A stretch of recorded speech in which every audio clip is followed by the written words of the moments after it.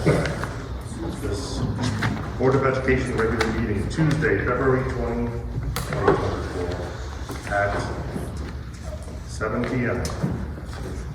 Can I read roll call? Mrs. Theodore? Here. Mrs. McPhillips? Here. Mrs. Urbach Barnfield? Here. Mrs. Deck? Here. Mrs. Lala? Here. Mr. Berardi? Mr. Trabuzio? Here. Now the pledge of allegiance led by the kindness kids.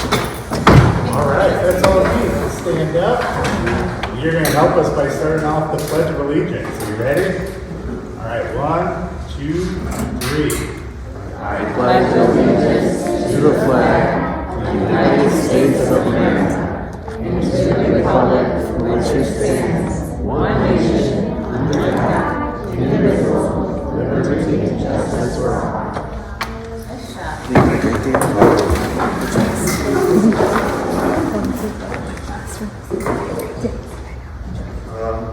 Now to celebrate the success of the Lead Kindness Kids. Mission statement. The mission of Norwood School District 80 is inspiring educational excellence and the nurturing compliance.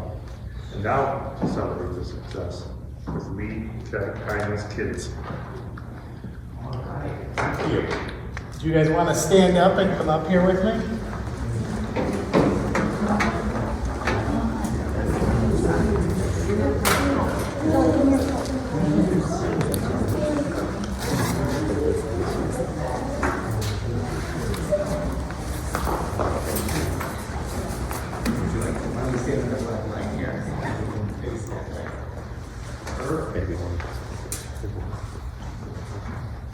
Why don't we just go down the line and introduce ourselves here? You can just say, hi, my name is.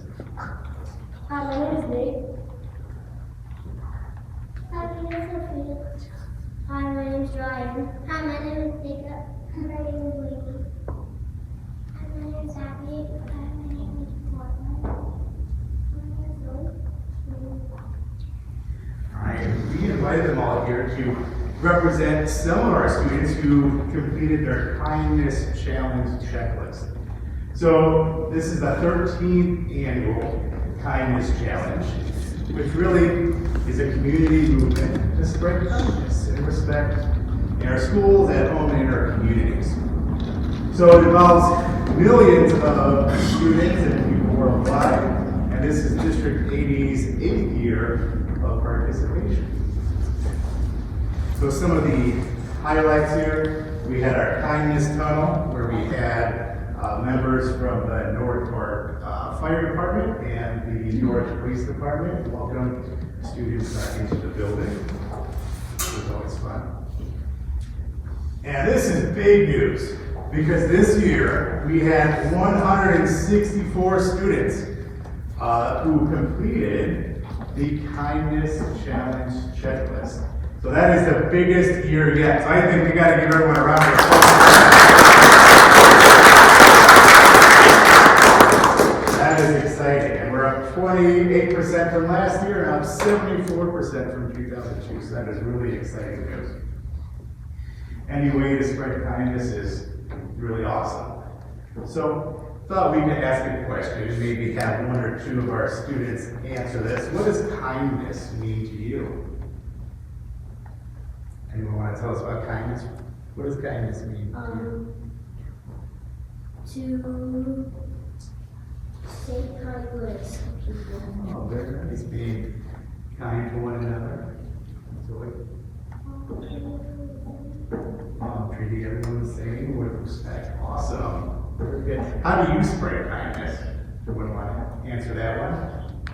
Lane? If everyone gets really help them. Someone's hurt, you help them. Way to be a good friend. We got another answer over here? All right, what do we think? I use kind words. Kind words. Very good. That's a good way to spread kindness. Sharing positive thoughts. I love it. So this week is actually a week that we celebrate our students here at Lee School. It is Student Appreciation Week. So there will be grade level trivia contest. We have games, activities, prizes, all sorts of fun in store this week that we're excited about. The goal of that is really to enhance our culture of kindness and make sure that the students know that you're all valued and special, whichever one of you, and really to enhance our sense of community. So lots of things. Hot potatoes, always a fan favorite. But we'll have some directed drawings, scavenger hunts, and maybe even some bonus recess time. But you didn't hear that yet. All right. Now, our tigers are kind. We do a lot of giving back here at the school. We have the giving tree where funds are raised through the coin drive, and then there's different items that are shopped for. There's a village tree where every class decorates an ornament to go on the tree that's outside of the village. They have the hip holiday ornaments, which always were fun as a kid. I remember going through the hip and looking up at them, but I was a city kid, so I was never included in making an ornament. So it's pretty cool that you get to make one.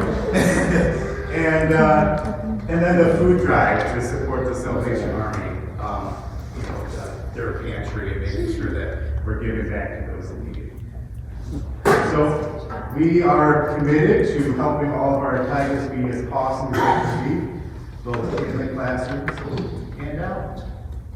So once again, I want to say thank you for all of you for showing us what it means to be kind and for completing your kindness checklist.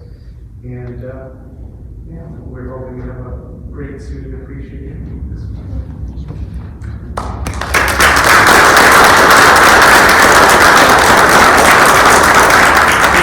I'd like our Board of Education to come on up, take a quick photo. And then parents, yes, it is okay to leave after this part. But if you want to stay, there's lots of good stuff on the agenda.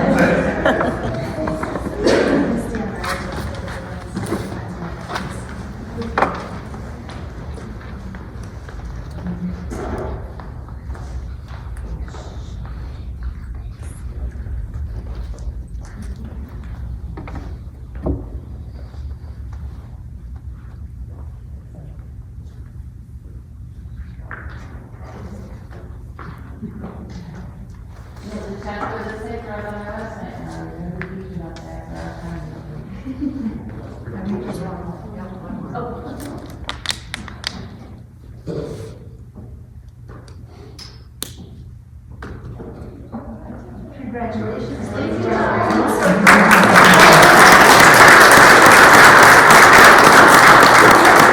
for sharing their kind children with us.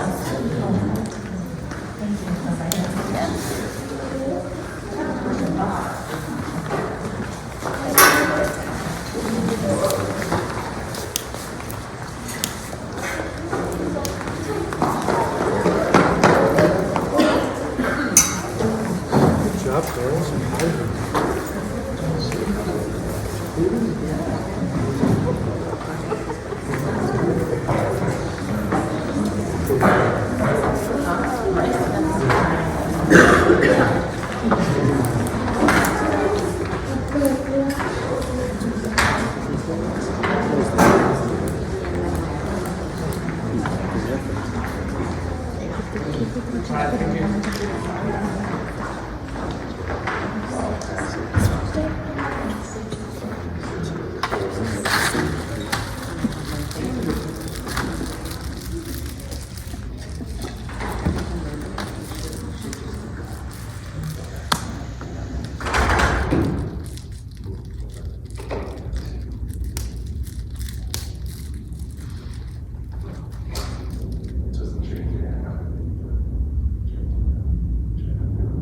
If you want to.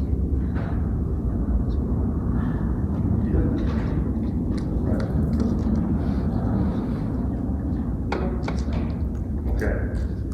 Action item, consider motion to approve the agenda as modified. The only modification I'd like is to move public participation to right after 11A, the presentation. That's the only thing modified. Can I have a motion to approve the agenda as such? Motion. Molly and Lauren? Roll call, please. Mrs. Deck? Yes. Mrs. Burbach Barnfield? Yes. Mrs. Theodore? Yes. Mrs. McPhillips? Yes. Mrs. Lala? Yes. Mr. Trabuzio? Yes. Motion passes. Recognition of visitors. Any correspondence? No, nothing from us.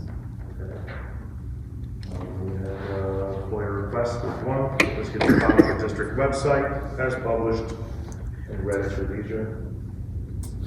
And now for presentation, North School District 80 winter data. It's actually done right now. Oh.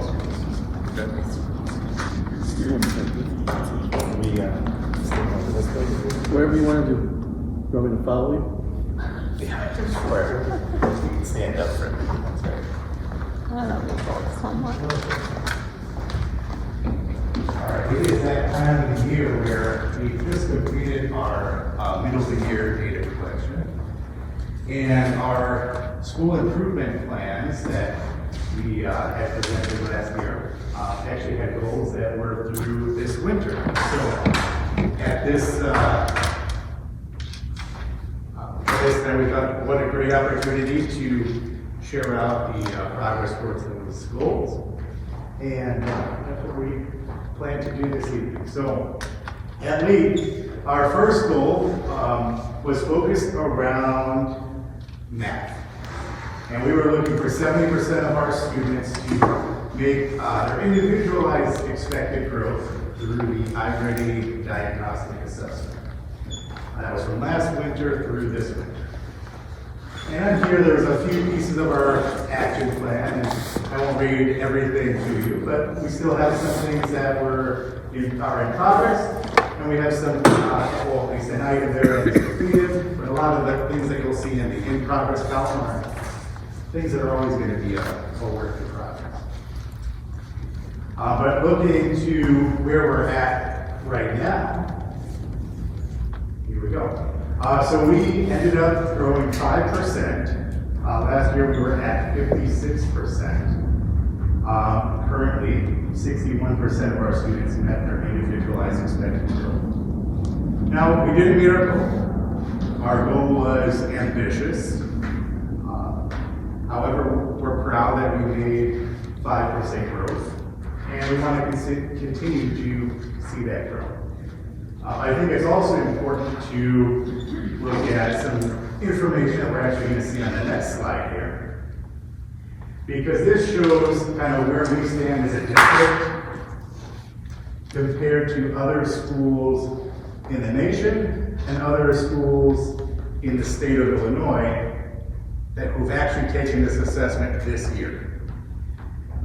And the reason I like to point that out is because the national norms were created in the winter of, let's see, 2018, 2019. So let's just say January 2019. And as I'm sure everyone's aware, there was kind of a big thing that kind of happened in 2020 with, the pandemic. A minor thing that occurred that changed some things. So I think it helps to put into context what the real-time data looks like compared to what things were like, pre-pandemic. Now, if we look at our district, we have 98% of our students in math who are mid or above grade level, 21% who are early on grade level, 50% who are one grade level below, 7% two grade levels below, and a very small percentage, which I can't even see there since it's not listed, but we can do the math and figure that out, who are a little further below that, with 3 or more grade levels below. I think that's helpful to look at because even if you look at the norms, kind of pre-pandemic, we had about 8% of students nationwide who were 3 or more grade levels below, and another 8% who were 2 levels below. So when you compare that to the students that we have who are below level, our numbers are less, which is great. We want to see more students on level or closer to level. Now, when you look at the state, numbers are a little bit more alarming. The state and the current national statistics, with 13% of students nationally 3 or more grade levels below, and 12% 2 or more. And also, if we look at the flip side of that, we have 19% of our students who are mid or above grade level, compared to 16% in the state and 15% nationally. And then looking at students who are early on level, 21% versus 17% in the state and 18% nationally. All of that to say that there are some really great things that are happening, even if we didn't meet those targets that we set out. And I think this is really valuable information because it shows us right here, right now, how are we stacking up compared to other students in the state and nationally. So looking at our second goal, which was a similar goal with 70% of students meeting their expected growth, but this time we were focused on reading. And similar with our action plan, we have a lot of things that are in the works and in progress and will always be in progress. And we have our one item that we were able to actually just cross off as was completed. But looking at how or where we're at right now with that particular goal. We did not meet that goal, but there we go. So we did not meet our goal, but we did grow 12% from 54% to 66%. Still great growth. Double-digit growth is awesome, but yet another ambitious goal. But I like to think of, no one raises to low expectations, right? So let's set that bar high and continuously work towards it. Okay, so here we're at the benchmark comparison. Still we have nationally, pre-pandemic. Here we have national right now, state right now, and then here we are. So you'll notice, especially if you look at this green, 34% mid or above grade level compared to 36% in the state, 23% nationally, and even the pre-pandemic norm of 27%. So that's pretty amazing right there. Then we look at early on grade level, 23% for our students, compared to 20% in the state, 19% nationally, and that previous norm of 20%. So this reading is definitely a strength that we're looking to continue to grow in as well. We have 34% that are 1 grade level below, and then we're still stuck with that 7% in the red there. But I'm glad to see that the very dark red is very small. So. All right, then our third goal really focused around social emotional behavioral supports, which is an area that we put a lot of work into this school year.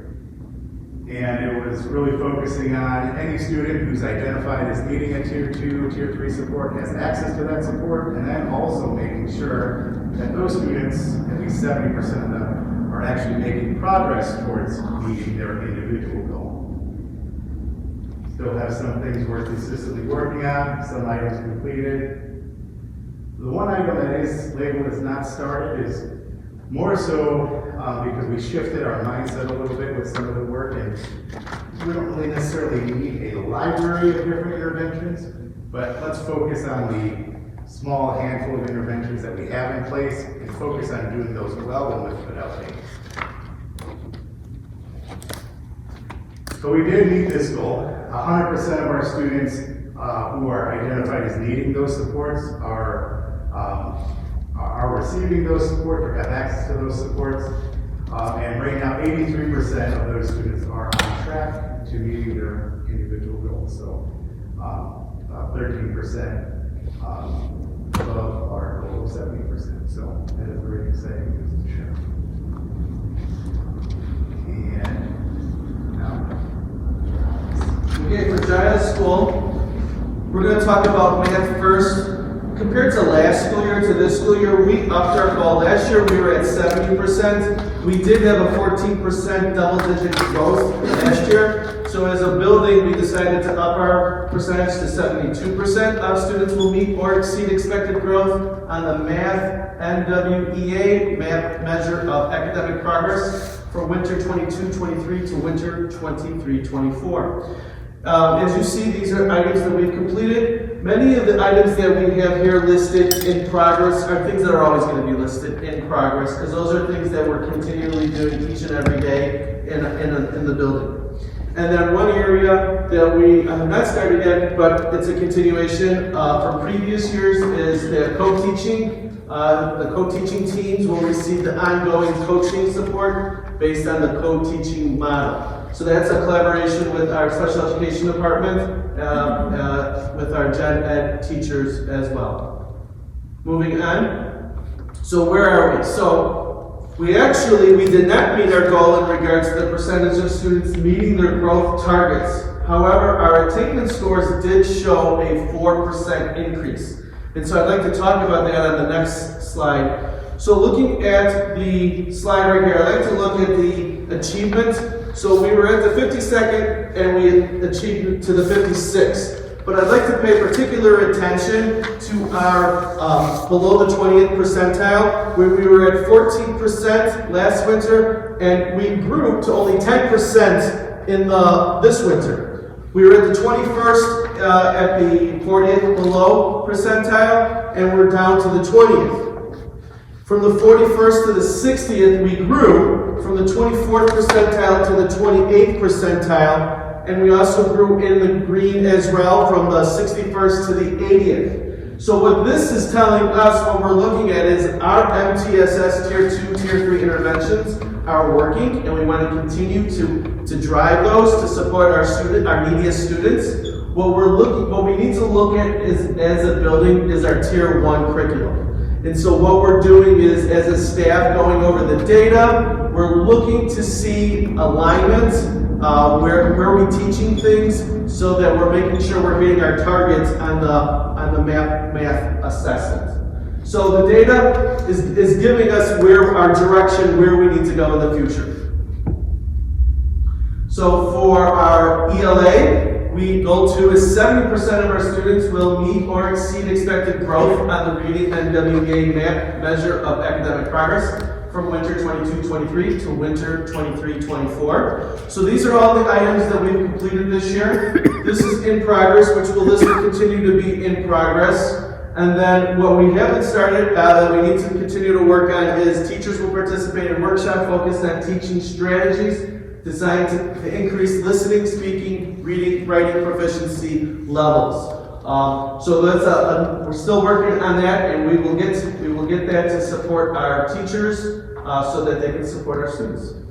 But looking at the data, so we did make growth. We grew 1% from the 62nd percentile to the 63rd percentile. However, we didn't meet our goal of the 70th percentile. So looking at the data is very consistent with the math data. So for example, for our growth, we're at the 63rd percentile. For our achievement, we're at the 60th, and from last winter, and then 64th percentile for this winter.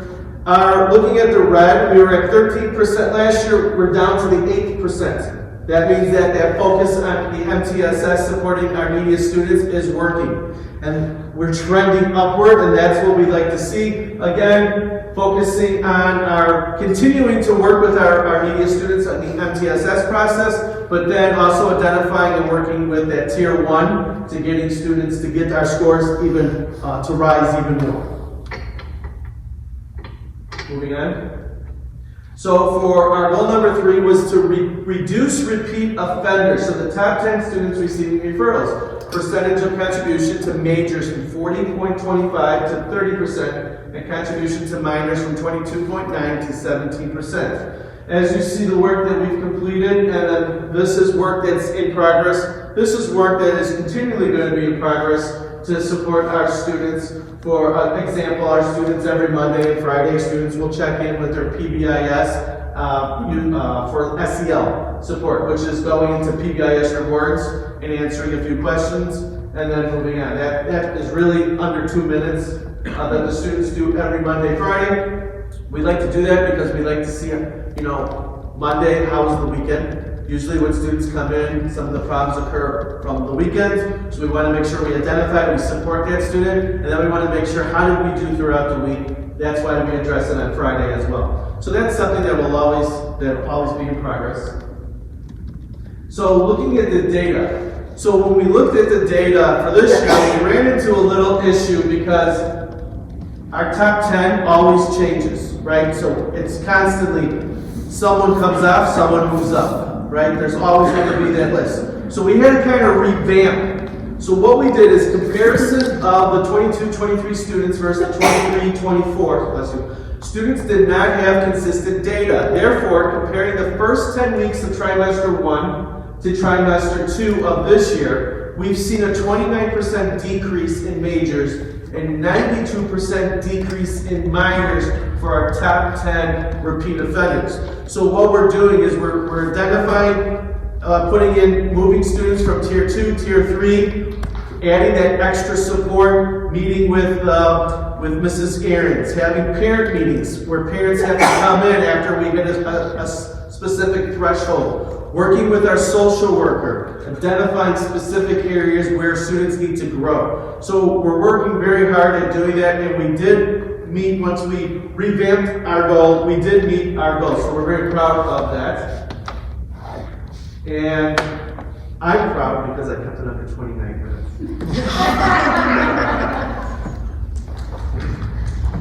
Thank you. If you have any questions, please let us know.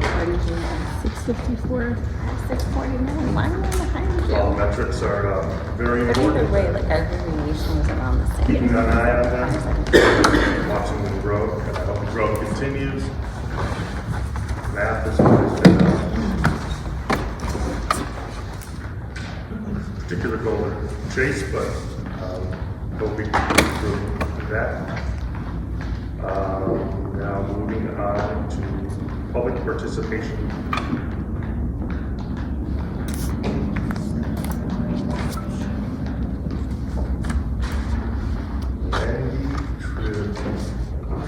I'm just gonna sit in the front so I don't have to talk about it. One moment. Yes. Go ahead. Welcome to the Norwood School District 80 Board of Education meeting. At each regular or special meeting, which is open to the public, Illinois School Code and Board of Education policy require members of the public and the board's employees be afforded time to comment or ask questions. The board's agenda designates this portion of the meeting to recognize those visitors and provide an opportunity for comments or to ask questions. The board asks that speakers identify themselves and limit comments or questions to no more than 5 minutes. The 5 minutes may be shortened if the president must conserve time to give the maximum number of individuals an opportunity to speak. Speakers are reminded to conduct themselves with respect and civil towards others. The board also requests that speakers refrain from identifying individual students or staff. Speakers who choose to identify specific students or staff do so at their own risk.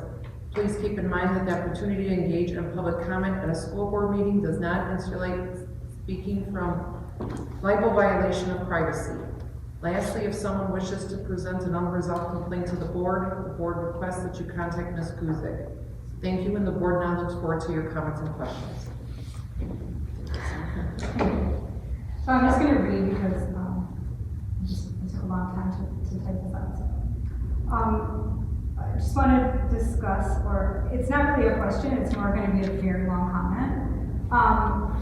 So this is something that occurred, I guess it must have been last week now. So I'll just start.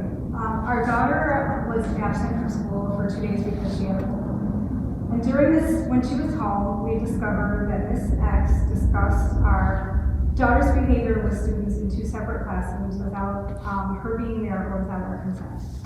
Miss X mentioned how quiet her classroom was, or let me rephrase this, I am paraphrasing because I have not heard back yet the exact words, so this is what I was told through several different people. So I do understand that I may be paraphrasing, so please give a little latitude on that and understand that I was not told the exact words, and I'm still waiting to hear exactly what happened, but I haven't been given that information as of yet. So this is what it was told to me through several different people. So Ms. X mentioned how quiet her classroom was without this specific student. Then she allowed students to guess who she was referring to.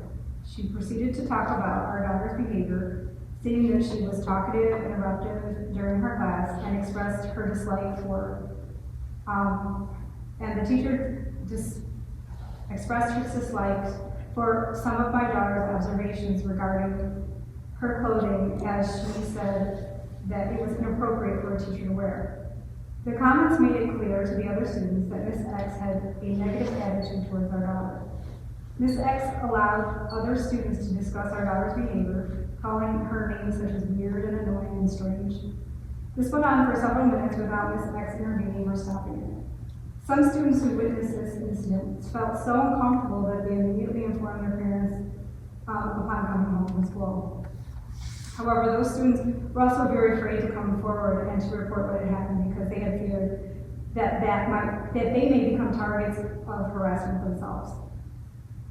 I would like to clarify that Ms. X has never contacted me or my husband regarding our daughter's behavior.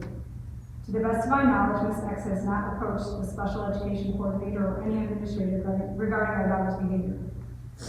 If we had been contacted regarding our daughter's behavior, we would have worked with the teacher, the special education team to address any issues. I want to emphasize that our daughter has never received a major or a minor, and we have never received any notification regarding her behavior. But I'm not saying she's a model student. We have never had any indication that she exhibited any bad behavior. However, she can be distracting, chatty, and overly enthusiastic. And we are open to suggestions on improving her behavior. It is important to mention that the behaviors that our daughter exhibited that Ms. X discussed with other students are typical of ADHD. We are aware that Ms. X is familiar with our daughter's 504 plan for ADHD, which has been in place for many years. Therefore, we were surprised that she would talk about these matters with students instead of just discussing them with us, her parents. In case you're not aware, ADHD is a neurodevelopmental disorder that affects executive functioning, including self-regulation, attention, and organization. Self-regulation challenges are not deliberate actions, but rather the result of differences in brain functioning. Common external signs including restlessness, fidgeting, talkativeness, difficulty sitting still or waiting in line, interrupting people, overlooking social clues, and having difficulty controlling their emotions. It is essential for teachers to understand how they view these behaviors can make significant differences. Suppose a teacher thinks a student is acting up on purpose. In that case, they may view the behavior as disruptive, rude, or disrespectful. However, the same behaviors viewed in a different light could be interpreted as being quirky, or excited, or engaged, or creative. Girls with ADHD often face social emotional challenges because they feel they are distinct from others, that they are aware that their peers perceive them differently. They may struggle to make friends or fit in or to follow social norms. As a result, they face rejection, isolation, bullying from peers. These social issues can hurt their self-esteem, confidence, and overall happiness in their entire lives. A daughter is going through a tough time at school, and she's constantly being called names like weird and strange and annoying by her classmates. She talked to us every single day about how she has no friends, and that some girls pretend to be her friend just to get information on her or dirt, so that they can use that against her at later times. She doesn't feel like she feels that telling the teachers wouldn't matter because they don't care. I believed her that other girls are mean, and that as a parent, I wish I could protect her from all the bad things in life. However, I also know that I can't make people like her. I honestly believe she was being dramatic about teachers not caring, and I thought that teachers had a lot to do, and they have a lot of students to handle, and I also assumed that children know how to do things without getting caught. I would have never imagined that a teacher could be so unprofessional and cruel as to allow students to further isolate and ridicule her. When a teacher allows or encourages students to make fun of, insult, mock another student, it creates a hostile and unsafe environment for all students. This behavior constitutes bullying, which is defined as unwanted aggressive behavior among school children that involves real or perceived power imbalances. When a teacher explicitly condones mocking behavior, it exacerbates the power imbalance. It also makes it difficult for students to report bullying when they see adults do it themselves. Ms. X, who was entrusted with sensitive student information, breached her obligation to maintain confidentiality by talking about our daughter's behavior to other students. Her action not only violated the Family Education Rights and Privacy Act, or FERPA, which safeguards the privacy of students' records, but also the Americans with Disabilities Act, which prohibits discrimination against individuals with disabilities. If you're not familiar, that FERPA is a federal law protecting students' records and privacy. It applies to all schools that receive U.S. Department of Education funds.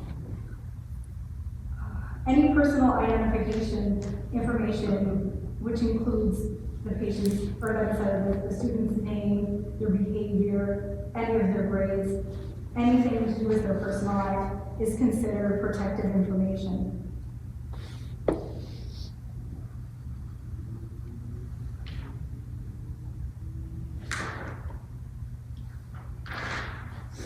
Therefore, when a teacher discloses any personal information, including behavior, that is not explicitly given permission by the parents, by parental consent, is a clear violation of FERPA. Regardless of the content of the information, just by itself, releasing the information is a violation. Mocking her ADHD behavior is not only unethical, it is harmful and a violation against the ADA Act, which prohibits discrimination against people with disabilities, which ADHD is a recognized disability. I would like to express my concern regarding the situation involving Teacher X. My intention is not to seek punishment or admonishment for the teacher, but rather to bring attention to the impact that teachers' actions can have on students, the school environment, and the other children watching. It's important to reflect on how the behavior of educators can affect the well-being and learning experience of other students, and to ensure that appropriate measures are taken to maintain a positive and supportive learning environment.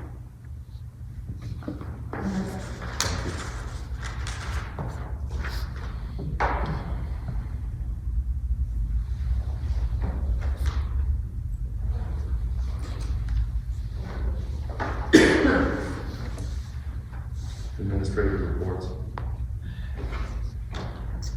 I have just two quick items.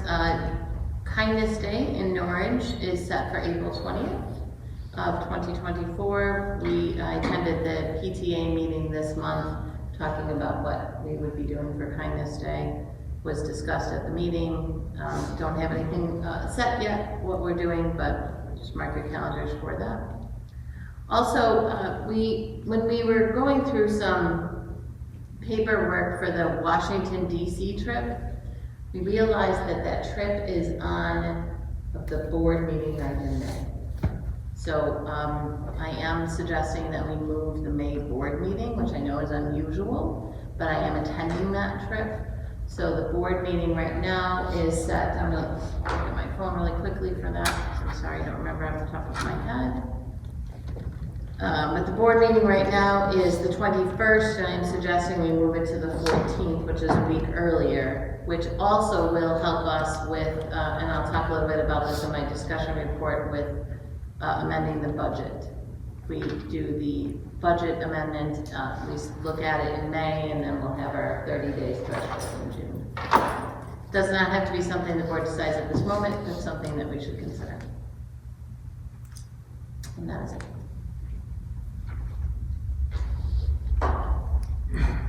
Special education, Mr. Masters. Yeah, so I have a couple points. One is a celebration. In the last few weeks, I've been able to push into our self-contained classrooms, which is a little bit of a callback for me. It's been nice to go back and kind of go to my old stomping grounds. I've been able to help support some of our students and really kind of learn a little bit more about the level of support that we need for our exceptional learners in these programs. These are newer programs, relatively speaking. Since I've come, this has been an opportunity for them to split into two distinct entities, so it's been really great to kind of see them kind of come out their own. So very excited to have that opportunity. A couple things that I've been working on behind the scenes with, I have been actually talking to a lot of other families who are looking to come into Norwich. We have kind of a gamut of things. I've been speaking to families who are looking to start preschool. They want to know like what kind of support we would have in a blended program, what kind of special education supports are in that capacity. Looking at currently an outplacement for one student who's coming to our district, and as well as bringing some old families back into our district after they've had some opportunities outside of our programming. So it's been really nice to kind of coordinate that and really see that we have become kind of our own distinct entity again within that special entity. So very exciting. We have continued to get support rather through West 40, the Regional Office of Education. We've had a lot of support regarding our behavior intervention plans, as well as visual schedules, and then a couple of other evidence-based practices with our special education teachers, how to push that out to students so that they can get that really true high-quality education that they deserve. It's exciting work, but again, that continues to be the case throughout, so really helping provide that professional development opportunity for our staff as well. The last bit is an ESY. ESY, if you are not familiar with, is basically our summer program. It is specifically for students with exceptionalities, students with an IEP. It is by IEP team invitation only. It's not something that we offer to all. It's for a select few students who have challenges with regression and recoupment. Which is kind of a way of saying, after a longer break, do they have a hard time catching up to where their typical peers are, or do they start losing some of that learning over those gaps? So we really want to make sure with all the provisions that we have, we are providing that consistency throughout the summer. That actually went out tonight, so we hopefully should have all of our teachers getting that feedback with us soon so that we can start planning for summer 2024, which is crazy to think about. But that is my report. Any questions? No, thank you much. Thank you. Lee School, Dr. Raviola. Thank you. I want to start by mentioning that the 5 Essentials survey is live right now, which is really important. That's one of the things that we definitely take a look at when working on our school improvement plan, and gets us some of the perception data for parents and in the community. So that is something I'm going to keep plugging and putting out there. We're trying to get above the 20% threshold, which is what is required in order to get the points for the school report card, but also just to make sure that we are able to actually receive the data that comes from those reports. I wanted to say thank you for the PTA for sponsoring the Fractured Fairy Tales assembly that our kindergarten through second grade students had a couple weeks ago. The students really enjoyed the performance and heard a lot of great feedback about that. We're getting into the swing of the March conferences. Those are just 3 weeks away. March 14th and the 21st. The signups are live. So we're hoping that everyone gets a conference time, and we'll be following up with any families who maybe didn't see that or signed up right away. We had a successful kindergarten family night on February 1st. They had different stations which students and families got to rotate through, and then we ended with a bedtime story led by either myself or Mrs. Cornell, which was a really nice event to see all the families who came out. On February 15th, which was this past Thursday, we had another great evening event for our third graders who've been working on an ocean animals project in their class, and then also our fourth graders who were celebrating American Night based on what they've been studying. And it was two different things, but it was amazing to see all the parents who came out to support them and families, and it was really a packed house over here in the cafeteria. And it was really great to see that parental engagement. It was really cute to see all the fourth graders in their colonial times gear too. It was funny. And they had a nice parade in the morning, which only adds to the excitement. Get everyone excited at 8 o'clock and 8:30. So we have, moving on, we have 18 fourth graders that we're proud of who are currently participating in Battle of the Books. I believe their next battle is tomorrow. So excited to see how that goes. Any way that we can get kids interested in reading is great. We want them to be lifelong readers and learners. We are gearing up for IAR assessments, which will be taking place for 3rd and 4th grade in early March.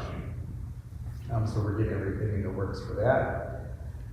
And then we also are really excited to have a nationally renowned author and anti-bullying expert, Jody Warko, who is claimed to be one of the most impactful voices of anti-bullying.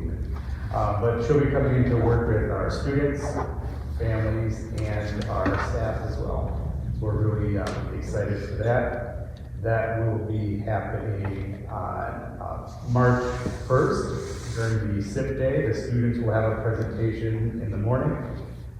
Teachers will attend a professional development presentation in the afternoon.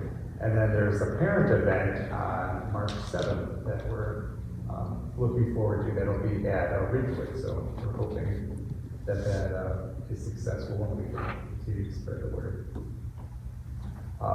We have the spring book fair, which will start up during conferences in March and extend through the 22nd.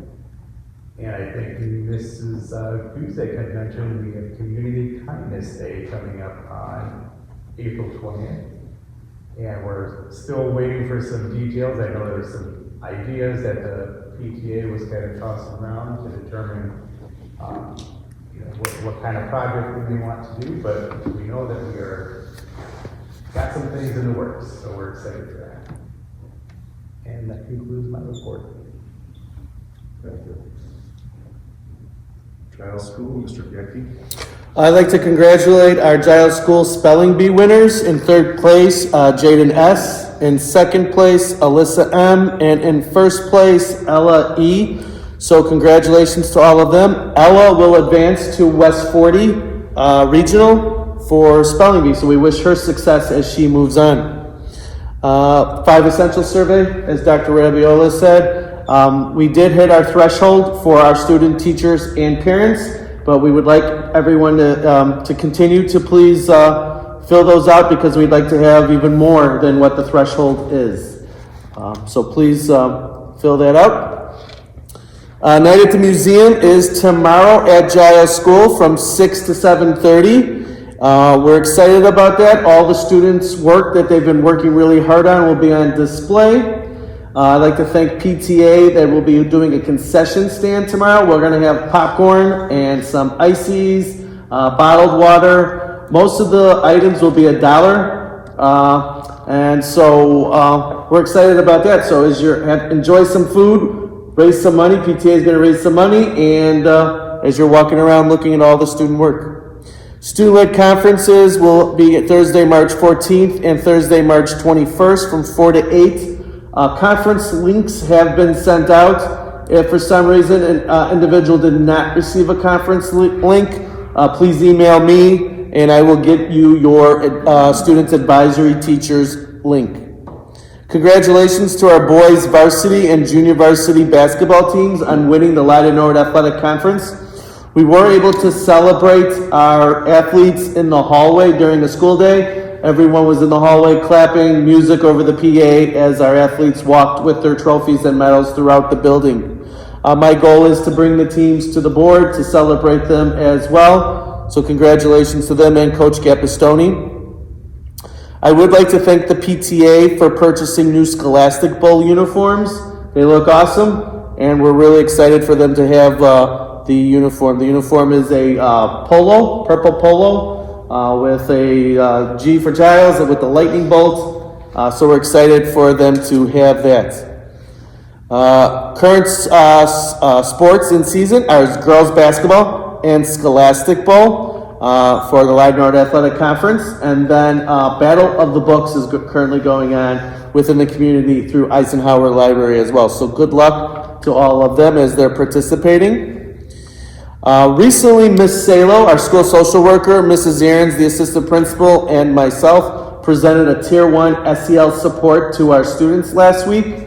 The topic was bullying versus social conflict. So we worked with all of our students going over the difference between bullying and social conflict and providing strategies and tips to support students when they are in a crisis, what they can do. These are things that we constantly are teaching throughout the year, but it's always nice, especially in the month of February, to bring everyone together and have this Tier 1 lesson for everyone. We were able to do that in the cafeteria with our digital screen that we have in there. So everything went very well. And then PTA, we will have a spring book fair. PTA is sponsoring that. We're excited about that. That will be around the student-led conferences as well. For Giles, we are looking to do shift away from Scholastic books and use a new company. So we're excited to see how that goes this year. And so we'll have more information on that afterwards. But PTA is running that. And then you should all have received the flyer for the bullying prevention program that Dr. Raviola spoke about. We're really excited about that. One of the things is our partnership with Ridgewood High School and Norwich School District 80. So we would like to see a lot of our community members at Ridgewood High School on Thursday, March 7th for the program. It is from 6 to 7:30. So mark your calendars. We're going to be blasting out several times that flyer that you all have received, because we really would like to get the parents, our community members, out to this national, this lady, Jody, who's national. She's written books. So we'd like to get this information out and support our community. That concludes my report. About that, has that been extended to the Giles staff? Absolutely. So what we're going to be doing, we're going to have there's actually 4 sessions. So session 1 will start on March 1st. We'll start at Giles School. It'll be a 75-minute presentation with our students. Then she will shift over here to Lee School. She will work with the students of Lee School, which I think may be a 45-minute presentation. A 45-minute presentation here at Lee School. And then she's going to go back to Giles, where all of Norwich School District 80 faculty and staff will be at the Giles gym. And she will be presenting to all of our faculty and staff members on the 1st during the school improvement day in the afternoon. That is an early release for our students. And then Thursday, March 7th is at Ridgewood High School, and that's for our community members. Good to know. Thank you. Monthly staffing report. I'm sorry, discipline reports. Lee, Ms. Carnell. At Lee, we have 3 in-school suspensions in violation of Board Policy 7:1909. Giles, Mrs. Aarons. We had 1 in-school, out-of-school suspension combination in violation of Board Policy 7:199 and 21. And we had 1 combination in-school, out-of-school suspension in violation of Board Policy 7:197, 9, and 21. Thank you. Now, the monthly staffing report. Yes, the monthly staffing is attached. Not that there's much to report. Okay. Board committee, education, board committee as a whole, nothing to report.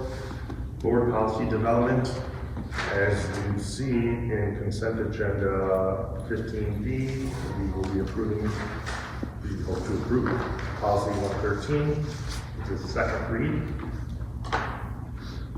Behavioral intervention, Committee of the Whole, nothing to report. Negotiations and Human Resources, nothing to report. Finance, I'm not aware of anything. Do you have anything? I have a piece in my discussion items for finance. Okay, let's reference to that. Building and grounds, which I skipped over there. I know that the administration offices construction is underway. Yes, in fact, I have that room open and the lights on if you'd like to see that during the procedure. Okay. Communications, any updates? We're just finalizing our first edition of our newsletter. Excellent. Good to hear. Norwich Park District, anything to bring up? No. And that's okay. That's our committees. On to discussion items. Great, thank you. So we started with our discussion items on the district theme for this month. The February theme is students and inclusivity. As Dr. Rabiola highlighted for Lee, but there's also things going on at Giles to mention. Kindness Week and Student Appreciation Week, which is currently going on right now. A lot of fun stuff planned. It is really exciting when, for the Kindness Week, when the firefighters and the police officers are here. We do inform the parents, but it does sometimes get a little bit of why are all these police cars outside and fire engines, but then when the kids come in, like their faces are just priceless, and when I see them, they're high-five them, that's really fun. Great for the kids.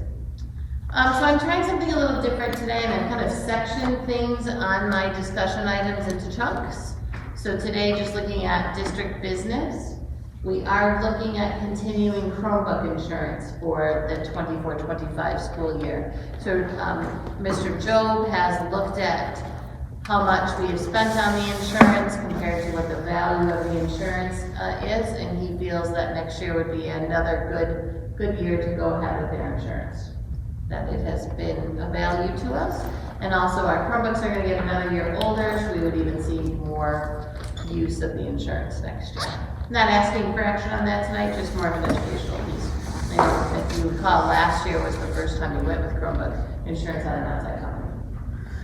So trying to figure out if that's for us, and he feels, yes, let's continue for another year. We are at the end of our food service contract with Gourmet Gorilla. We do have an option of an additional year bid with them, but I am recommending at this point that we go out to bid for food service.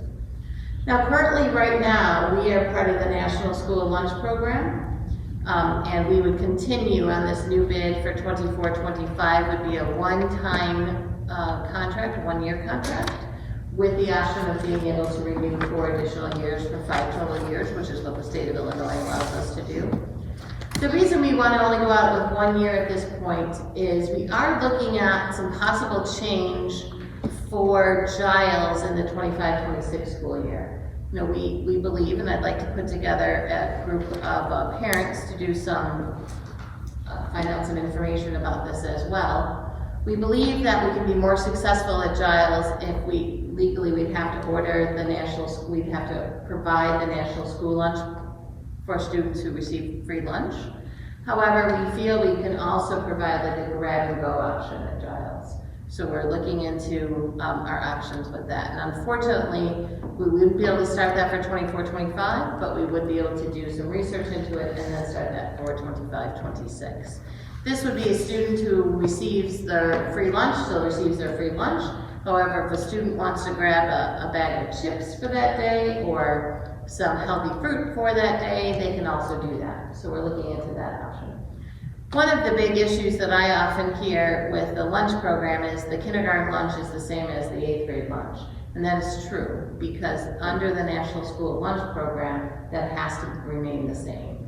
So we're looking at some other options, especially for Giles. Not necessarily at this point, but definitely for Giles to be able to offer some more options there for our students. So we're working on that now. We'll be going out to bid in March for a new food service company. We'll see how that goes. In fees for 24-25, I have this on the agenda tonight. I presented this last month.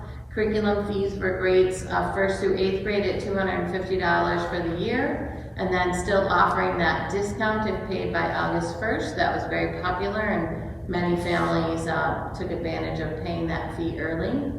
The band fee would increase slightly at $235, but if paid before August 1st would be $222, and then athletics at $145. Athletics wouldn't have an August 1st option, because that's whenever the sport comes up, people pay beforehand, and then if they are on the team, then we cash the check. If not, we return it. Any questions about these? As Mr. Masters mentioned, we are starting to plan summer school in ESY. So summer school is open to all 1st through 8th grade rising 1st through 8th graders. ESY is extended school year, and that is for students who qualify through their IEP team. So the IEP team meets and decides if the student qualifies or not. What I am not asking the board to take action on this tonight, but what I am proposing is that District 80 families pay $40 for summer school. The summer school is ESSER funded for the $80. However, I think as we've been trying to shift away from the district covering all the costs through grants and trying to put some of the costs on families, I think this would be a nice move to move to $40 for families. What we've done in the past is families receive all their money back if they attend 80% of the time. I'm proposing just a flat $40 fee for families, which is 14 days of school from the hours of 8 o'clock to 12 noon. The dates would be June 10th through 29th, and there is no school on Juneteenth Day, which is now federal and state holiday. ESY would run that same time frame. So students who receive ESY, which we are mandated to provide, would not pay anything for services. I would like to ask the board to take action on this next month so that we can start getting registration out to families in April. Usually we have 160, 170 families in summer school. We run summer school every year here at Lee. Quite simply because we would have to do a transfer of furniture over to Giles, because like the rising 1st graders wouldn't exactly fit in the furniture over at Giles. So that's why we've done all of it. Any questions about? Yep. Are you suggesting $40 regardless whether a student attends all 14 days? Correct. And it's for this summer? Correct. Will that make our program break even? Correct. It is, the summer school is ESSER funded. But this is our last year. Last year, right? Yeah, this so is our last year. If it wasn't ESSER funded, is the $40 calculated based on, let's say, 110 students? No, that we'd be looking at the $120, that total amount. Okay. For summer school. Okay, thanks. So I thought this is kind of in between. We did that with the enrichment program as well. Any other questions? Great. I provided for you in my discussion items today a list of open positions. I think I mentioned to you last month that after today's meeting, I would like to start to post these open positions for 24-25. I want to get ahead early so that we can see if we can recruit talented individuals for our open positions. Kimmy DeMore and I are attending a job fair this Saturday at West 40, so we also want to be prepared to talk with people and we're literally hired the job fair, but start to look at interest in our positions. They're kind of general right now. Board of Education policies, as Mr. Tribuzio mentioned, today we're looking at policy update of 113. In policy update 113, that does also include policy 2.150, which clarifies the district committees. Actually, the district has taken action on this previously. And then policy 6:235 and 7:2 190, which prohibits online shopping for students. Those will all be updated in that same mass update. And they are planning on policy update 114 coming out in March. So we'll see what that has in store for us, but we should have 113. We'll update the policies definitely by the next board meeting. They should be updated. I think Top Press usually asks for a couple of weeks. So district finances tonight, wanted to mention a couple of things to you. As we know, CPI for fiscal year 25, which is our next fiscal year, is 5.0. That's already been out. We do now have CPI for fiscal year 26, which is 3.4. So as been predicted, CPI is starting to trend down. They're even saying that in fiscal year 27 would be even lower than that. So definitely something that we need to watch and keep our eyes on, especially as we are planning for our finances for not just next year, but the year after. Tonight on the board agenda, I have the resolution to move $400,000 from operations and maintenance to capital projects. This has been something we've been planning all year. It was in the budget to do this. We're just now have that on the agenda tonight. We're starting to look at projections for FY25 already. Putting together what we know of as far as our funds that are coming in with grants. As you know, most of our big grants that came out of COVID will be ending. So ESSER 3 has until September to finalize. The CURES grant also, which we are using for all our after-school activities, also has till September to finalize, although there's been a little talk of that pushing to December. We'll see where that one goes. ESSER, we should be finished with it well before September as well. So just looking at all of our different revenues that are coming in and then looking at our expenses. Keeping in mind that full-day kindergarten in the fiscal year 28 is, according to the state, is what will be required to offer without a tuition. So that's something we have to keep in mind, even though we're far away from that, we need to plan for that. We plan about $160,000 of fees coming in for full-day kindergarten. So replacing that money and figuring out how we're going to handle that is definitely something we talk about often. And lastly, in finances, I mentioned this last month, and this was a good problem, that we've had an increase of grant funding coming in that we feel that we need to amend the budget. So what that looks like is maybe at the May board meeting, we would have a 6:30 finance meeting, as we've been accustomed to doing. We would look at the revenue and look at our expenses for the budget for this year that we're in right now. And then in June, since we would have a chunk of time, which would be enough time for us to get it in the paper and do all the legal parts we need to do, in June, we would just have the budget hearing at the beginning of the regular June meeting. That would then allow us to have everything worked out cleanly in the budget. And again, I mentioned that May date, looking at possibly May 14th. Would you just insert the finance part with the regular instead of? We can, if that's what you would like. If you want a 7 o'clock meeting, we can do the finance part at the meeting. Sure. Since you have gone to a committee of the whole on finance. We can definitely do that. We wouldn't need anything special on the June meeting, that's just the budget hearing. We wouldn't expect anything to change from the May tentative to the June. Any other questions on finances? Legislative update. I think I've mentioned this before, but do you want to keep mentioning this, that we are mandated to do a trauma-informed training for teachers before the beginning of the 24-25 school year. We do have NAMI coming out and doing a presentation on March 19th, which is the election day. That day is a Teacher Institute Day. That's the primary election day. I'm sorry, yeah, primary. So we do have the teachers in in school on that day, but not the students. We'll be doing that over at Trials.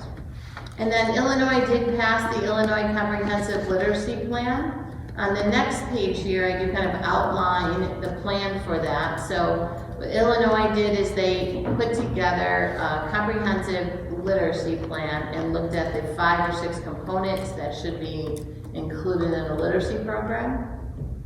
And as you can see from the second slide here, starting on July 1st of 2024, we'll be receiving a rubric in which we can look at our program and seeing, excuse me, if it is fitting within the comprehensive literacy plan, and then seeing if there's any training that we're needing, if we need to provide other materials. That's kind of an ongoing process that you'll see through 24, 25 until we're finally at the point of 26, 27 and being published with that new literacy program. It's not really changing the standards, although that sounds funny to have a program and not change the standards, but it is keeping the standards, but just saying what a comprehensive literacy program should include. To be honest with you, I'll be interested to see the rubric. I don't think our program is going to be much different than what the state is recommending, but we'll have to see from there. My follow-up from today, I have been working with Chief Goss on the school resource officer contract. We should have that for you next month to finalize that contract, and he would like to finalize that in March, post the position, and then do interviews in April. And just our future look at our March board meeting. Last month I did tell you I'd bring the preschool calendar. Unfortunately, I didn't get that finished. We had a couple of issues with the preschool calendar we had to look at different dates for, so I didn't finish that. I'll have that next month. Policy 114 I should have on first read, assuming it comes out in enough time. And then I will be looking for approval for the summer program in NSY so that we can start registration and then, of course, recruiting teachers for it. And that is everything in my report. Good, thank you very much. I need a motion to approve the consent agenda, 15A through 15J. Motion. Second. Amanda, Lauren, any discussion on these? Okay, can I have a roll call? Mrs. McPhillips? Yes. Mrs. Urbach Barnfield? Yes. Mrs. Theodore? Yes. Mrs. Deck? Yes. Mrs. Lala? Yes. Mr. Trabuzio? Yes, motion passes. I need a motion to approve action items 16A through 16C. Can I get a motion? Motion. Amanda, Vanny, any discussion on any of these? Roll call, please. Mrs. McPhillips? Yes. Mrs. Theodore? Yes. Mrs. Urbach Barnfield? Yes. Mrs. Deck? Yes. Mrs. Lala? Mr. Trabuzio? Yes. The motion passes. Board comments on anything spoken about tonight? I have a comment.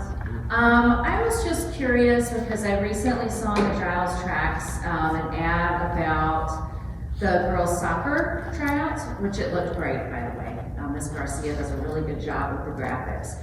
Something that I saw in it was specifically saying that there are no home games, and that reminded me that the boys don't play home games. Is there any way that we could have a home soccer game for boys and girls? Because we have this Norwich United, which is like a new soccer club, lots of District 80 kids in it. It's pretty big in the community, soccer. So I don't know if there's something we could do. Our field at Giles. I know our field at Giles can't do it because there's a big We can man. look at Ridgewood. Okay. We can look at Ridgewood and see. I'm not sure if it is too late to get that scheduled, but we can Okay. definitely look into All that. right, thank you. Yeah, Ridgewood is our home field. Gotcha.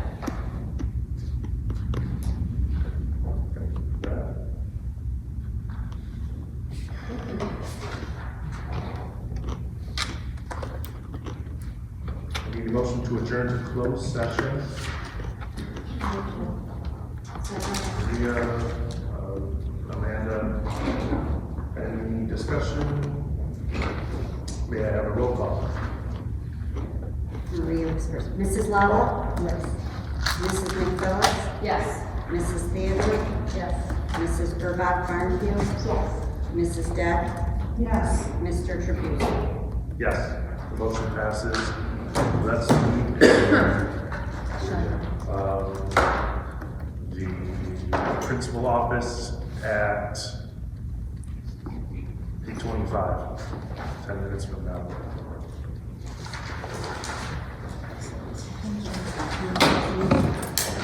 Now back in open session at 10:20 p.m.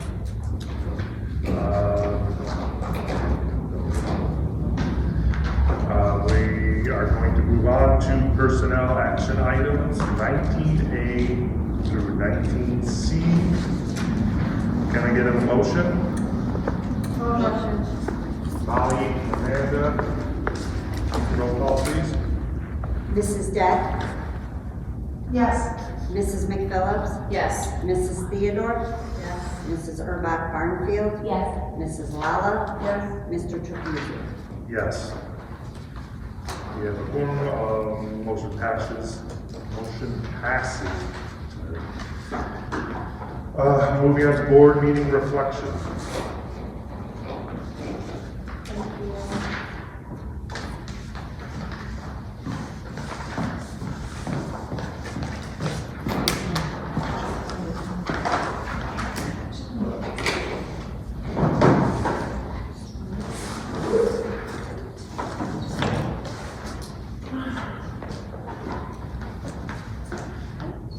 Lisa?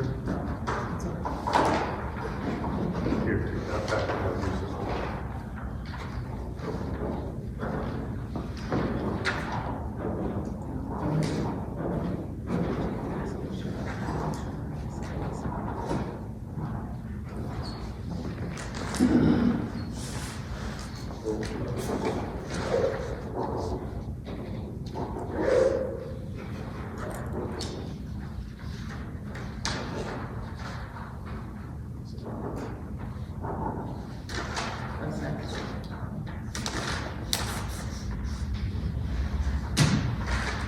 Yep, that one.